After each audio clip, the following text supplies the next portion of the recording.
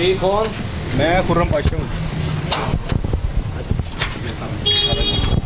मिलते हैं साबिक पुलिस इंस्पेक्टर आबिद बॉक्सर से।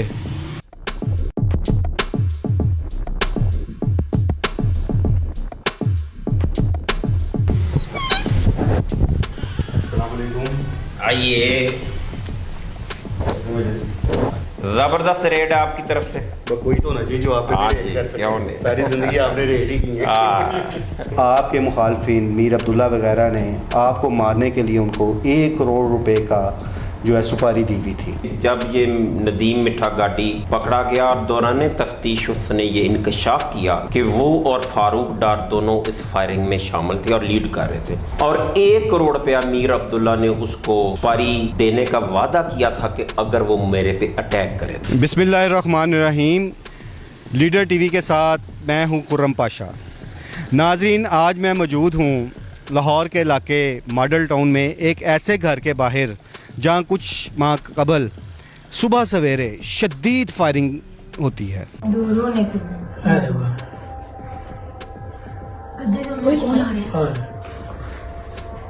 इस घर के दरो दीवार, अगर मेरा कैमरा दिखा सके, हिला दिए जाते हैं। इतनी अंधाधुंध फायरिंग थी कि इस पूरे इलाके ने गोलियों की तरतराहट सुनी। वो फायरिंग साबिक पुलिस इंस्पेक्टर आबिद बॉक्सर के घर पर हुई और इस टाइम मैं साबिक पुलिस इंस्पेक्टर आबिद बॉक्सर के घर के बाहर मौजूद हूँ। आपके ज़हन में ये बात ज़रूर आएगी कि फ़ायरिंग तो आज से कितने माह कबल हुई थी और आज मुझे प्रोग्राम करने की ज़रूरत क्यों महसूस हुई है।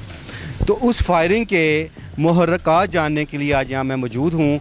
वो मुहर्रकात क्या हैं कि जिस वक्त ये फायरिंग हुई थी तो बाज़ हल्के ये कहते थे कि ये खुद साख्ता है, इसमें हकीकत कोई नहीं है। लेकिन उस वक्त अपने इंटरव्यूज़ में साबिक पुलिस इंस्पेक्टर आबिद बॉक्सर ये बात बरमला कहते थे कि मेरे घर ये वाक़या हुआ है और उसकी CCTV फुटेज भी मौजूद। नाजरीन, आपको याद होगा कि चंद रोज़ कबल एक फ़ारूक डार नामी उजरती कातल और नदीम उर्फ मिठा गाड़ी को पुलिस मुकाबले में हलाक कर दिया गया। तो ये इंकशाफ इस प्रोग्राम में मैं करने जा रहा हूँ कि वो दोनों उजरती कातल इस फायरिंग के मरकज़ी किरदार थे। आज हम आबिद बॉक्सर से पूछेंगे ये जो दुश्मनी जो उनकी चल पड़ी इस फायरिंग के बाद, और ये दुश्मनी भी उनकी अपने ही उन दोस्तों के साथ चली जिनके साथ उनके 30 से 35 साल पुराने तल्लुकात थे। ये सारी सूरत हाल हम उनसे जानेंगे। आइए मेरे साथ। जी कौन? मैं खुर्रम पाशा हूँ।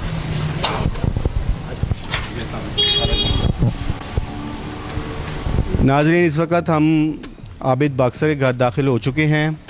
ये वो दीवारें हैं, जब फायरिंग हुई तो ये सारी तबाही का शिकार हो गई थी। ये मेरा कैमरा आपको दिखाता है। ये तमाम एरिया जितना था ये शदीद फायरिंग की जद में आया था।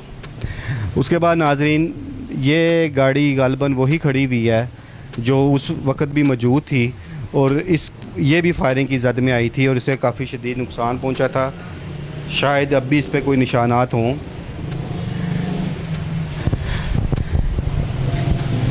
ये मेरा कैमरामैन आपको दिखा रहा है वो गाड़ी भी जो फायरिंग की जद में आई थी।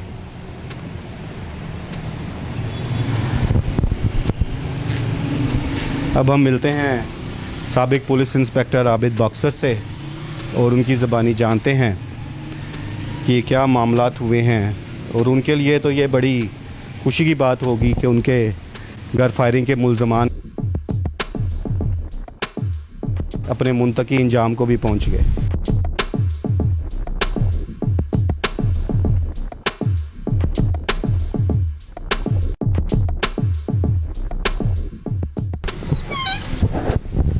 अस्सलाम वालेकुम। आइए, आज तो चेहरे पे बहुत मुस्कुराहट है। और कैसे मामला? अल्लाह का करम। आप सुनाओ। जबरदस्त रेड है आपकी तरफ से। कोई तो होना चाहिए जो आप पे हाँ रेट जी, कर सके। क्यों नहीं। सारी जिंदगी आपने रेट ही की है। चलें, अल्लाह आपको खुश रहे। और आप ठीक है? जी अल्हम्दुलिल्लाह। जी तो नाजरीन, इस वक्त मैं मौजूद हूँ साबिक पुलिस इंस्पेक्टर आबिद बॉक्सर के साथ। तो चलें सबसे पहले थोड़ा सा हल्का फुल्का फायरिंग की बात करते हैं, उसके बाद इनकी एक निजी लाइफ की तरफ आएंगे। कुछ वाक़यात इनके बड़े दिलचस्प हैं, वो इनकी ज़ुबानी सुनेंगे। जहाँ ये गलत बोलेंगे मैं इनको टोक दूँगा, क्योंकि मुझे उन वाक़यात का पता है इनके हवाले से, और ख़ुसूसन इनकी कॉलेज की शरारतें आपको ज़रूर सुनाएंगे। تو سب سے پہلے عابد بھائی میں یہ جاننا چاہوں گا کہ ایک طویل ٹینشن کے بعد ندیم مٹھا گاڑی جب اریسٹ ہوا اور پولیس کی موجودگی میں یا پولیس کی حراست میں انہوں نے جو انکشافات کیے، اور یہ ایک انکشاف بھی سامنے آیا پولیس ذرائع کے مطابق بھی کہ آپ کے مخالفین میر عبداللہ وغیرہ نے آپ کو مارنے کے لیے ان کو 1 کروڑ روپے کا جو ہے سپاری دی ہوئی تھی، تو اس حوالے سے اب آپ کی کیا کیفیت ہے؟ میرا خرم پاشا کے ساتھ اور چند صحافی ایسے ہیں جن کے ساتھ میرا پرسنل تعلق ہے بھائیوں جیسا، اور وہ صحافت میرے تعلق کا بیس نہیں بنی. تو خرم پاشا میرا چھوٹا بھائی ہے، تو میں اس کو کامیاب ہوتے دیکھتا رہتا ہوں، دیکھتا ہوں تو مجھے بہت خوشی ہوتی ہے. اس طرح کے تھوڑا سا ایکسپلین کر دوں کہ جب یہ ندیم مٹھا گاڑی پکڑا گیا اور دوران تفتیش اس نے یہ انکشاف کیا کہ وہ اور فاروق ڈار دونوں اس فائرنگ میں شامل تھے اور لیڈ کر رہے تھے، اور 1 کروڑ روپیہ میر عبداللہ نے اس کو سپاری دینے کا وعدہ کیا تھا کہ اگر وہ میرے پہ اٹیک کرے. یہ اس نے بیان دیا، اور میری انفارمیشن کے حساب سے وہ 10 یا 12 وہ بندے بھی لکھوا کے گیا ہے جو اور میرے ساتھ میری اس فائرنگ میں شامل تھے. اور یہ بھی انکشاف وہ کر کے گیا ہے کہ راشد امین بٹ تیسرا ان کا پارٹنر ہے میر عبداللہ کنو، اور تیسرا پارٹنر راشد امین بٹ ہے. اب یہ افسران کی مہربانی ہے کہ وہ اس بیان کو کس طرف لے کے جاتے ہیں، یا وہ بھی اس بیان کے بعد راشد امین کو کلین چٹ دیتے ہیں. اچھا، جب یہ واقعہ ہوا فائرنگ کا، اور اس کے بعد ایک ٹائم ایسا آیا تھا کہ آپ کافی مایوسی کا شکار ہو گئے تھے، اور آپ نے اس چیز کا اظہار بھی کیا تھا کہ میرے ملزمان نہیں گرفتار ہو رہے اور میں اس محکمے کا حصہ ہوں، اس کے باوجود میرے ساتھ ناانصافی ہو رہی ہے. تو اب آپ کیا سوچ رہے ہیں؟ انسان خرم کئی لمحات سے گزرتا ہے، کئی معاملات سے گزرتا ہے. مایوسی نہیں، مجھے دکھ ہوتا تھا کہ میں ایک مثال دیتا ہوں. چند افسر اور چند لوگ یہ کہتے تھے کہ یہ 400 گولی میں نے اپنے بچوں پہ خود ساختہ چلوائی ہے. ٹھیک ہے، آج میں ان سے پوچھتا ہوں، آئی جی پنجاب سے پوچھتا ہوں کہ آئی جی صاحب کم از کم ان چند 1-2 افسران سے ایکسپلینیشن ضرور لیجئے گا کہ وہ تو کہتے تھے کہ وہ خود ساختہ ہے، اور یہ جو بیان دے رہے ہیں اور 12 بندے یہ لکھوا کے گیا ہے، تو یہ بندے کون ہیں؟ جب وہ خود کہہ کے گیا کہ اس نے خود میرے گھر پہ فائرنگ کی ہے اور فاروق ڈار اس کے ساتھ تھا فائرنگ کرنے میں، اور اس کے بعد تو میرا موقف یا میرا پرچہ جو ہے وہ 100% درست ثابت ہوتا ہے نا. تو مایوسی نہیں، بس تھوڑا سا دکھ ہوتا تھا کہ ڈپارٹمنٹ کو ایسے نہیں کرنا چاہیے. میر عبداللہ اور آپ کا ایک 35 سالہ رفاقت ہے، اور زندگی کے کافی اپس ڈاؤن آپ نے اکٹھے بھی دیکھے، اور جو میری معلومات ہیں کہ دوران مفروری جو آپ نے 11 سال ملک سے باہر کاٹی ہے، تب بھی آپ کا ان کے ساتھ متواتر رابطہ اور دوستانہ کٹھی بیٹھکیں آپ کی رہی ہیں.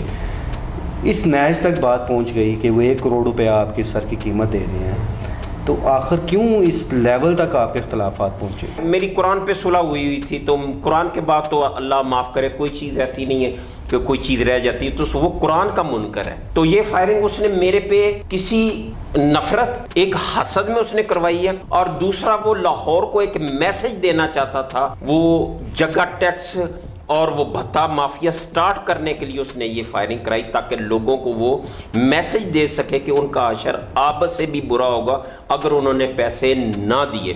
مٹھا گاڑی دوران تفتیش یہ تمام میرے جو الزامات ہیں ان کا وہ تصدیق کر کے گیا.